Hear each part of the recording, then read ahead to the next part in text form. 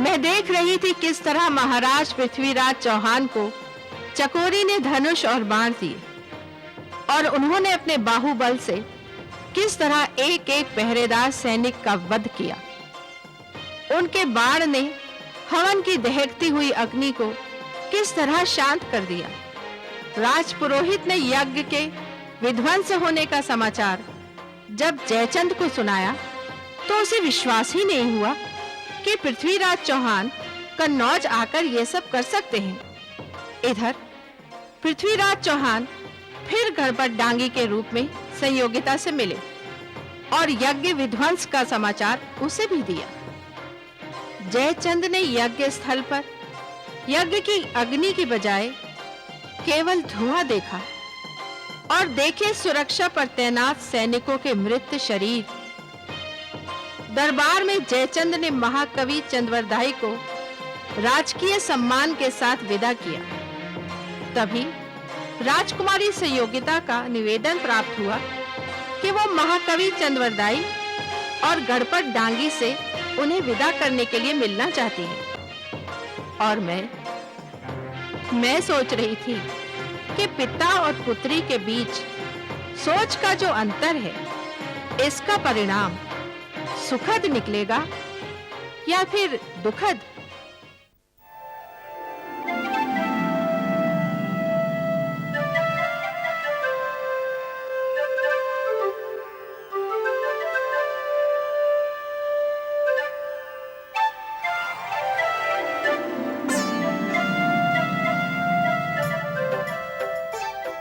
राजकुमारी। महाकवि, प्रणाम स्वीकार करें। राजकुमारी संयोगिता का कल्याण हो। सेवक गणपत डांगी का प्रणाम भी स्वीकार करें राजकुमारी। हमने प्रणाम स्वीकार किया, आप भी स्वीकार करें। हमने स्वीकार किया।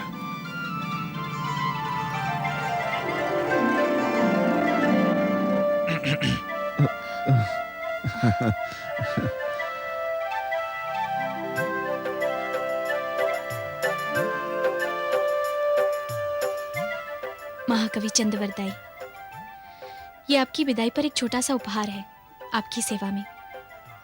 ये आपके प्रति हमारे सम्मान का एक चिन्ह है, लीजिए। राजकुमारी, आपकी इस उदारता के लिए धन्यवाद।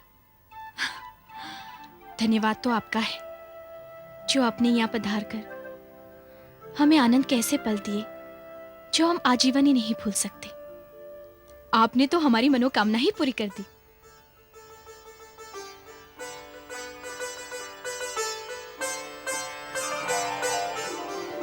और सेवक गणपत डांगी जी। जी जी राजकुमारी जी।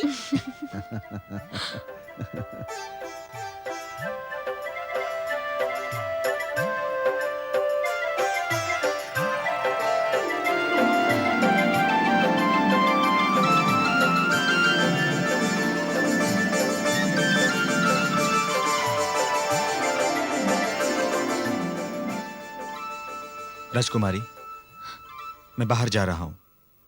आप कृपया गणपत को शीघ्र ही विदा कर दीजिए, क्योंकि नगर का मौसम ठीक नहीं, बड़ी गर्म वायु चल रही है। यज्ञ स्थल की अग्नि तो ठंडी हो गई, मगर महाराज जयचंद के मन में जो प्रतिशोध की ज्वाला भड़क रही है, वो किसी भी समय भयंकर रूप धारण कर सकती है और ऐसी स्थिति में हमारा यहां रहना घातक सिद्ध हो सकता है। मैं बाहर प्रतीक्षा कर रहा हूं। जी कविराज। प्रणाम राजकुमारी। प्रणाम महाकवि।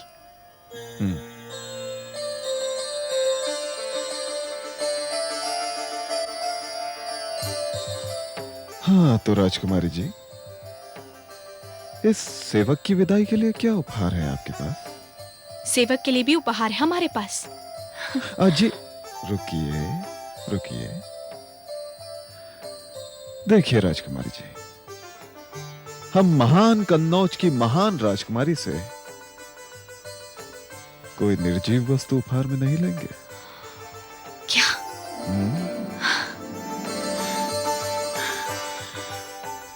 हमारे पास कोई जीती जागती सची वस्तु तो है नहीं जो हम आपको उपहार में दे सके। है क्यों नहीं राजकुमारी, है, मगर आपको उसका ज्ञान नहीं है। ठीक उसी हिरने की तरह जिसकी नाभि में कस्तूरी तो होती है, मगर वो उसकी खोज में पागल होकर बन बन भटकती रहती है। तो आप ही बताइए ना कि इस हिरनी के पास कस्तूरी भेंट में देने के लिए कहाँ रखी है?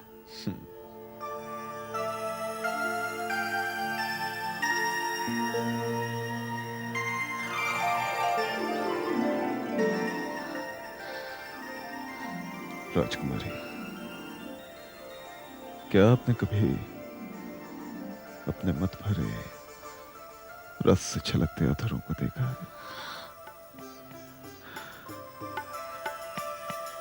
नजरें उठाइए राजकुमारी, और अपने सेवक के इन प्यासे अधरों को भी देखिए। क्या चाहिए आपको?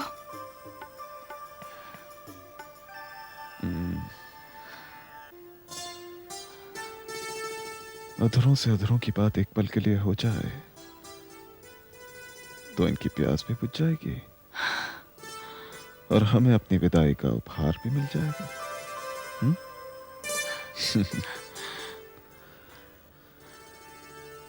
क्या उपहार लिए बिना ही जाना पड़ेगा इस सेवक को राजकुमारी? महाराज। राजकुमारी,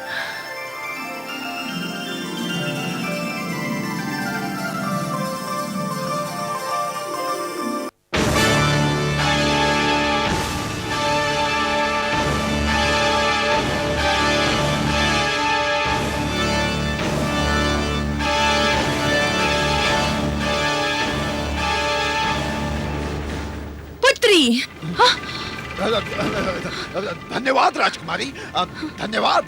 आपके राज्य में एक सेवक को भी इतना मान सम्मान मिलता है। इस बात को तो ये सेवक जीवन भर नहीं भुला सकेगा। मुझे आज्ञा दीजिए। राजमाता, अरे राजमाता, आप मेरा प्रणाम स्वीकार करें राजमाता। मैं कितना भाग्यशाली हूं कि जाते जाते आपके भी दर्शन हो गए। यदि असावधानी में मुझसे कोई भूल हो गई हो तो मुझे क्षमा कर दें राजमाता। अब आप प्रणाम। शिव शिव शिव शिव शिव शिव।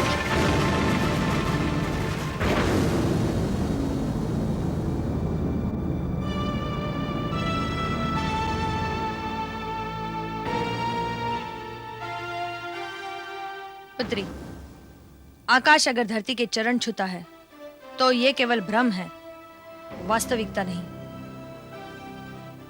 मासा, ये आप क्या कह रही हैं? आज मेरी आंखों ने जो कुछ देखा है, काश उसे देखने से पहले ये धरती फट जाती, मैं इस पे समा जाती। मैं तो कभी सपने में भी इस बात का विश्वास नहीं कर सकती कि मेरी पुत्री, एक क्षत्राणी की पुत्री, इस राज्य की राजकुमारी, एक सेवक का आलिंगन भी कर सकती है। मासा, अब ये मत कहना कि जो कुछ मैंने देखा है वो भ्रम था, मेरी आंखों का धोखा था। मैं ये बात तो मान सकती हूँ कि सेवक गणपत डांगी की प्रतिभा को देखकर कोई भी आकर्षित हो सकता है, किंतु एक राजकुमारी जो इतने बड़े राज्य की मर्यादा है, इतने बड़े राज्य का सम्मान है, उसे कभी आकर्षित नहीं कर सकती। मासा, हमने ऐसा क्या किया है जिसके कारण आपको ये सारी बातें कहने की आवश्यकता पड़ गई है? हमारी अंतरात्मा शुद्ध है मासा, और हम अपनी मर्यादा की सीमाओं को भी जानते हैं। नहीं पुत्री, तुमने अपनी मर्यादा की सीमाओं का उल्लंघन किया है। कवि चंद वरदाई का एक साधारण सा मामूली सा सेवक गणपत डांगी, जिसका काला कलूटा रंग, जिसकी वेशभूषा देखकर मन में घृणा से उत्पन्न होती है, मैं तो कभी सोच भी नहीं सकती थी कि वो तुम्हारे शरीर का आलिंगन भी कर सकता है।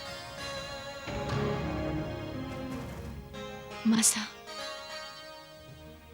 शरीर का सौंदर्य रूप से नहीं, रंग से नहीं, अंतर मन से परखा जाता है। और मासा, हमने तो केवल गणपत डांगी की काव्य प्रतिभा का सम्मान करना चाहा था।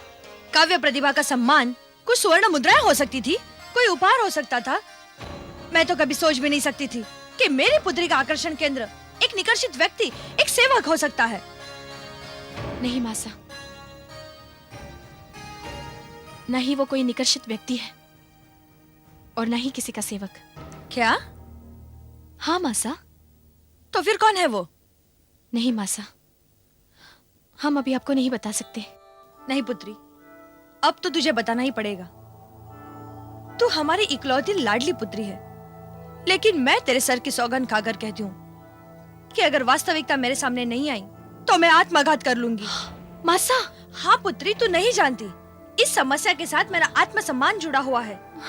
अगर किसी को इस बात की भनक भी पड़ गई तो कोई भी अनर्थ हो सकता है। और पुत्री, मैं तुझे कन्नौज के सम्मान को दांव पर लगाने नहीं दूंगी। पुत्री, अगर मेरी समस्या का समाधान नहीं हुआ तो वही होगा जो मैंने कहा है। नहीं मासा, नहीं। मैं देख रही हूँ पुत्री कि सत्य को स्वीकार करने में तुम्हें संकोच हो रहा है। इसका अर्थ यह है कि मासा के प्राणों से भी कोई अधिक प्रिय है तुम्हें, जिसके लिए तुम कुल की मर्यादा को भी दांव पर लगा रही हो। ठीक है पुत्री, मैं जा रही हूँ। मासा, ठहरिए। हमने श्लोक में पढ़ा है, सत्य बोलो, प्रिय बोलो, लेकिन अप्रिय सत्य न बोलो। आप सुनना चाहती है ना? तो सुनिए, हमारे मन में दबे अप्रिय सत्य को। वो गणपत डांगी जिसके आलिंगन में आपने हमें देखा था, वो कोई और नहीं, स्वयं सांबर नरेश, महाराज पृथ्वीराज चौहान है। क्या?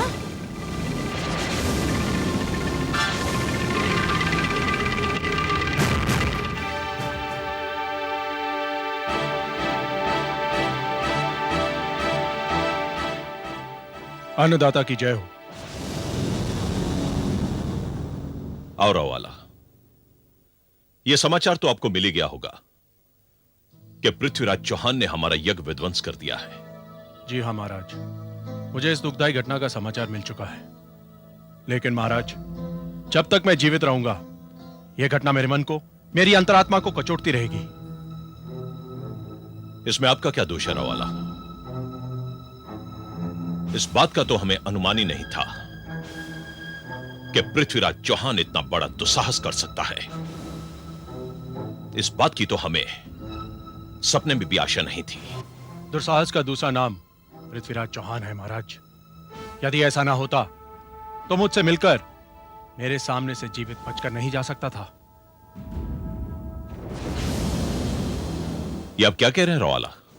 जी हाँ महाराज, यह बात बिल्कुल सत्य है कि महाराज पृथ्वीराज चौहान ने मेरी चंद पलों की विवशता का पूरा लाभ उठाया है। विवशता? कैसी विवशता? इसे आप चौहानों की वीरता भी कह सकते हैं महाराज। रवाला, स्पष्ट रूप से कहिए कि आप क्या कहना चाहते हैं। महाराज, कल रात जब मैं यज्ञस्थल का निरीक्षण करके अपने कक्ष में विश्राम करने के लिए बैठा ही था कि उसी समय महाराज पृथ्वीराज चौहान की तलवार की नोक मेरी गर्दन पे आ लगी। पृथ्वीराज चौहान की तलवार की नोक? जी हाँ महाराज, वो मेरे कक्ष में अपनी तलवार लेने आए थे। राजपूत सूरमा जो ठहरे, उनकी तलवार किसी शत्रु के घर में पड़ी रहे, ये बात वो कैसे सहन कर सकते हैं। लेकिन महाराज, मुझे आश्चर्य तो उस समय हुआ कि जब वो मेरा वध कर सकते थे, लेकिन उन्होंने नहीं किया। दुनिया का और कोई भी आदमी होता जिसके हम इतने बड़े शत्रु हैं, वो सबसे पहले मेरी गर्दन पे वार करता, लेकिन उन्होंने नहीं किया। उन्होंने तो केवल इतना कहा कि वो निहत्थे पर वार नहीं करते, और उनकी इसी वीरता ने मेरे हाथ पांव जकड़ दिए। वीराला, वो बड़ा चालाक आदमी है, ये उसकी एक चाल थी। संभव है उनकी चाल हो, मगर उन्होंने मुझे जीवन दान दिया है, और आला को जीवन दान देने वाला चाहे उसका कितना बड़ा शत्रु क्यों ना हो, मगर उसे अपने उपकार के बोझ के तले दबाकर नहीं रख सकता।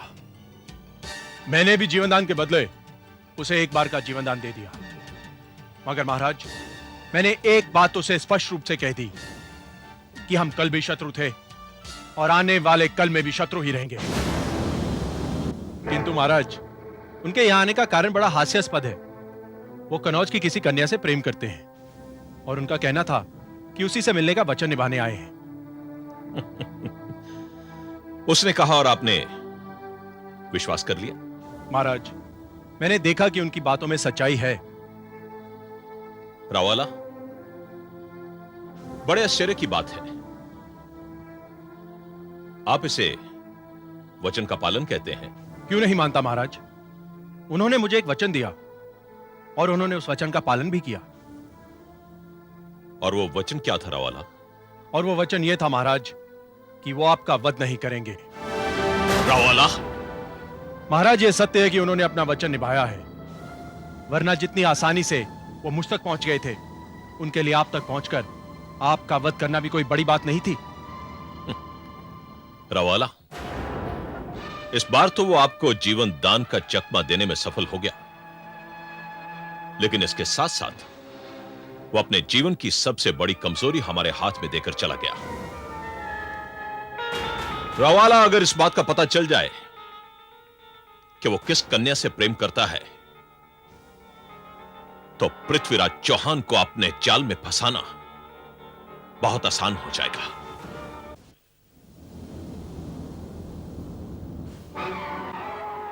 वो गणपत डांगी जिसके आलिंगन में अपने हमें देखा था, वो कोई और नहीं, स्वयं सांबर नरेश, महाराज पृथ्वीराज चौहान है।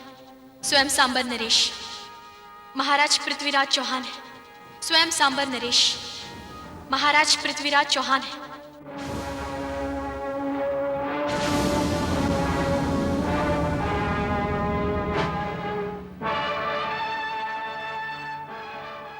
क्या बात है महारानी, आप कुछ परेशान सी दिखाई दे रही हैं।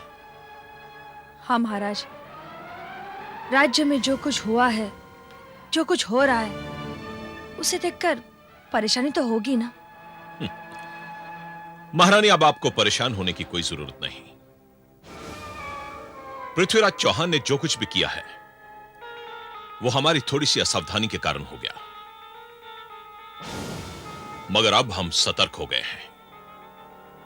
हमने अपनी सीमा के चप्पे चप्पे पर सैनिक तैनात कर दिए हैं। अब पृथ्वीराज चौहान का हमारी सीमा के बाहर जाना बहुत मुश्किल हो गया है। मगर महाराज, जिसका नाम पृथ्वीराज चौहान है वो बड़ा ही चतुर है। पिछली बार तो वो धरती सिंह के वेश में आया था। हाँ महारानी, लेकिन अब आपको घबराने की कोई जरूरत नहीं है, क्योंकि अब हमें पृथ्वीराज चौहान की कमजोरी का पता चल गया है। कमजोरी का? हाँ महारानी, पृथ्वीराज हमारे राज्य की किसी कन्या से प्रेम करता है। क्या?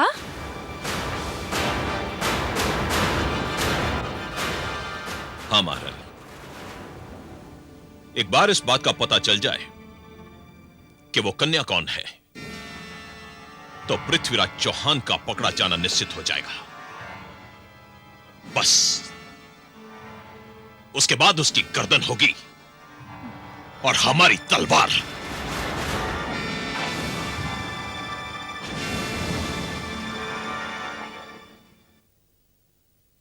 अन्नदाता की जय हो। क्या बात है दासी? सेनापति जी पधारे हैं। उन्हें अंदर भेज दो। जी अन्नदाता।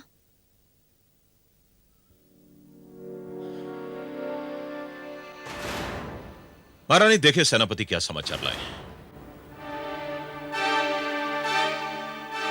महाराज की जय हो।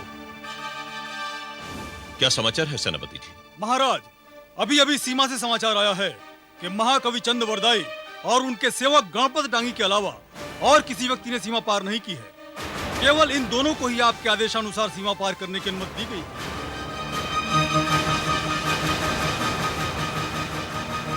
इसका अर्थ यह हुआ महाराज कि सांभर नरेश पृथ्वीराज चौहान अभी तक हमारे राज्य में ही हैं। हाँ सेनापति, उसे खोजने के लिए सेना की और टुकड़ियां बढ़ा दीजिए। जो आज्ञा महाराज।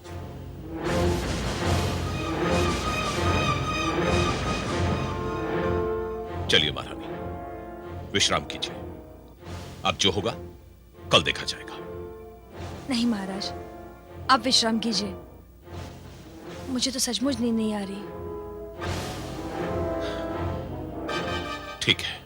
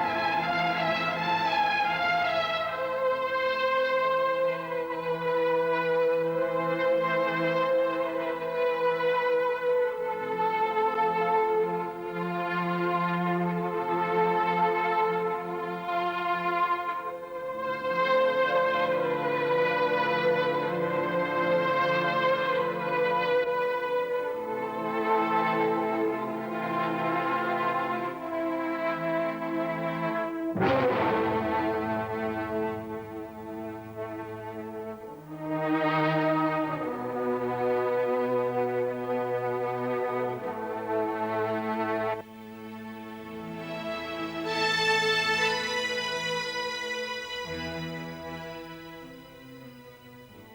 बात है पुत्री, तुम अभी तक सोई नहीं? मासा, आप इतनी रात गए यहाँ? पुत्री, अगर इस बात की चिंता तुम्हें सता रही है कि महाराज पृथ्वीराज चौहान और महाकवि चंद्रवरदाई का क्या हुआ, तो पुत्री अभी अभी सेनापति ने आके सूचना दी है कि वे दोनों कन्नौज राज्य की सीमा पार कर चुके हैं। मासा, इस सूचना के लिए धन्यवाद। पुत्री, अगर इतनी सी बात तुम्हें रात जागने पर विवश कर सकती है, तो उस बात का अनुमान लगाकर देखो। जब तुम्हारे पिताजी को इस बात का पता चल जाएगा कि तुम महाराज पृथ्वीराज चौहान से प्रेम करती हो, तब क्या होगा?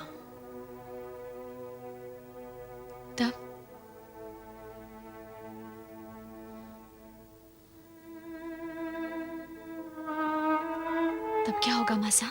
ये तुम मुझसे पूछ रही है? दोनों राज्य के लोग पहले से ही एक दूसरे के रक्त के प्यासे हैं। दोनों तरफ के लाखों निर्दोष लोग मारे जाएंगे, रक्त की नदियां बहेंगी पुत्री। केवल विनाश ही विनाश होगा, और इसमें शायद तुम्हारे प्रेम का अंत भी हो सकता है, या फिर मेरे पति और तुम्हारे पिता का वध भी हो सकता है। मासा, बाज आजा पुत्री, इस विचार को अपने मन से निकालकर फेंक दे। ये विचार केवल विनाश ही विनाश लाएगा पुत्री, केवल विनाश ही विनाश लाएगा। मासा, जिस बात की आपको आशंका है, उस बात का उल्टा भी तो हो सकता है। इसका उल्टा क्या हो सकता है पुत्री? मासा, जरा ध्यान से सोचिए। यदि हमारा विवाह महाराज पृथ्वीराज चौहान से हो गया, तो ये दोनों राज्यों के बीच एक नया संबंध होगा। तब महाराज पृथ्वीराज चौहान अपना पुराना बैर भूलकर कन्नौज से मित्रता कर लेंगे। और ये भी तो हो सकता है कि पिताजी उन्हें जामाता समझकर अपनी पुरानी शत्रुता भूल जाए, और फिर हमारा प्रेम इन दोनों शत्रु राज्यों के बीच एक पुल का काम भी तो कर सकता है। हम पर विश्वास कीजिए मासा, हम आपको वचन देते हैं कि हम इस असंभव को संभव कर दिखाएंगे। पुत्री, इतना विश्वास है तुम्हें अपने आप पर? नहीं मासा, हमें विश्वास है अपने प्रेम पर। हमें विश्वास है महाराज पृथ्वीराज चौहान पर। अब बस हमें आपका आशीर्वाद चाहिए मासा, हमें आपका आशीर्वाद चाहिए। पुत्री, मासा,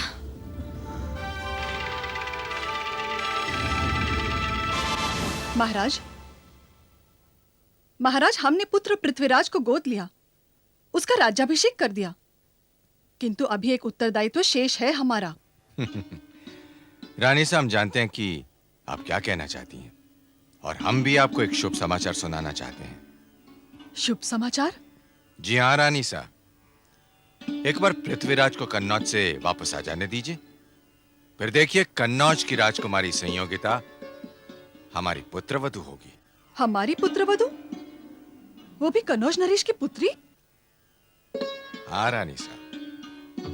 महाराज, महाराज, ये कैसे संभव है? कन्नौज और अनंगपुर की शत्रुता तो जग जाहिर है।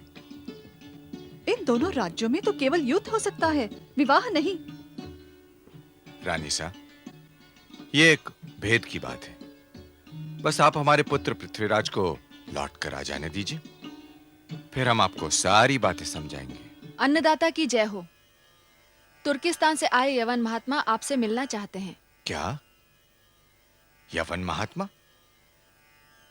हमने तो सुना है कि यवन लुटेरे होते हैं, आक्रमणकारी होते हैं, लेकिन महात्मा? उन्हें सम्मानपूर्वक अंदर ले आओ। जी अन्नदाता। बड़े आश्चर्य की बात है, यवन महात्मा।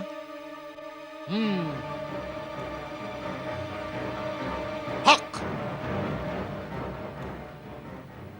महाराज अनंगपाल और महारानी की खिदमत में फकीर का सलाम। हक नस्सुल्लाहि व फतहुल करीब। हम दरवेश हैं, इंसानों के आगे सर नहीं झुकाते।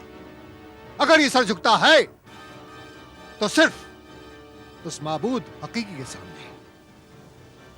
महात्मा, हम भारतवासी हैं, चंद्रवंशी हैं। हम साधु संतों और महात्माओं के आगे सर झुकाते हैं। कहिए, आपने यहां आने का कष्ट कैसे किया? महाराज, मैं गजनी से आया हूं। मेरा एक मुरीद मीर हसन आपकी पनाह में है। अच्छा, तो आप सुल्तान मोहम्मद शहाबुद्दीन गौरी के छोटे भाई मीर हसन की बात कर रहे हैं? जी हां महाराज, मेरी मुराद उसी मीर हसन से है। अगर आप इजाजत दें तो मैं उससे मिलना चाहता हूं। और मेरा मिलना उससे इसलिए जरूरी है क्योंकि मेरे मुरीद की जान खतरे में है। मैं उसकी जिंदगी के लिए दुआ करना चाहता हूं। महात्मा जी, मीर हसन को हमारे पुत्र पृथ्वीराज ने राजनैतिक शरण दी है, इसलिए मीर हसन की सुरक्षा की सारी जिम्मेदारी हमारे पुत्र पर है। आप उसकी सुरक्षा की बिल्कुल चिंता न कीजिए। महाराज अनंगपाल तोमर, आप ये कहना चाहते हैं कि आपके बेटे की तलवार में फकीर की दुआओं से ज्यादा असर है? नहीं महात्मा जी, हम ये कहना चाहते हैं कि हम राजपूत हैं, जो एक बार जिसे वचन दे देते हैं उसे पूरा करने के लिए अपने प्राणों की बाजी लगा देते हैं। आप निश्चिंत रहिए महात्मा जी, मीर हसन की जिंदगी को तब तक खतरा नहीं है जब तक हमारे प्राण बाकी हैं। महाराज, मुझे आपकी नियत और वचन पर जरा भी शक नहीं है, लेकिन जिंदगी और मौत पर इंसान का कोई बस नहीं होता। वो तो कुदरत के कब्जे में होती है। तदबीर बेशक इंसान करता है, लेकिन होता वही है जो तकदीर में लिखा होता है, और वो तकदीरों को लिखने वाला फकीरों की दुआएं सुनता है। महाराज, मेरी गुजारिश है आपसे, आप इसे अपनी अना का मसला ना बनाएं। अगर आपने मीर हसन को दोस्त समझकर पनाह दी है तो मैं भी खैर ख्वाह हूं, मुझे भी उसकी जिंदगी अजीज है। अब अगर आप ये बताने की जहमत गवारा करें कि मीर हसन कहां है तो बड़ी मेहरबानी होगी महाराज। क्यों नहीं, आप एक संत महात्मा हैं और ये हमारा सौभाग्य है कि हमने किसी यवन महात्मा के दर्शन किए। हम इस पर भी विश्वास रखते हैं कि संतों के आशीर्वाद से दुर्भाग्य सौभाग्य में बदल सकता है। आप थोड़ी देर यहां विश्राम करें। नहीं महाराज, यह नहीं हो सकता। मैंने अहद किया है कि जब तक अपने मुरीद की शक्ल नहीं देखूंगा पानी भी नहीं पीऊंगा। अब आपने ऐसी बात कह दी कि हम आपको रोक भी नहीं सकते हैं।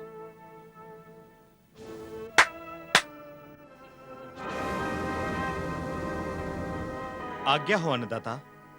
महात्मा को अपने साथ नागौर के राजमहल ले जाओ और वहां इनकी भेंट सामंत मीर हसन से करवा दो। जो आज्ञा अन्नदाता। अच्छा महाराज, अब दरवेश को इजाजत दीजिए। महात्मा जी, आशा है कि आपके दर्शन फिर होंगे। जरूर जरूर महाराज, मैं मशकूर हूं आपका कि आपने मेरी मुराद पूरी कर दी। आइए।